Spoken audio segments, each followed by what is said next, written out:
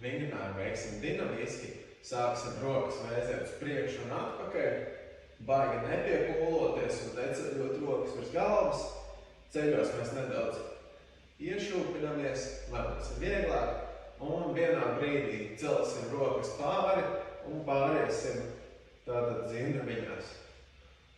Mēģinām lāpstiņus savilkt kopā aiz muguras un celt rokas augstu un atstāvamies. Tad brīva kustība nav nekādas sīvi lēcu, un mēs nemēģinām rokas celt gaisā, bet brīvi šūpojot. Tieši tāpat tās ir uz otru pusi, tātad vēzējam rokas, ceļos iesēžamies un vienā brīdī augšā pār galvai un ievēzējam šādi.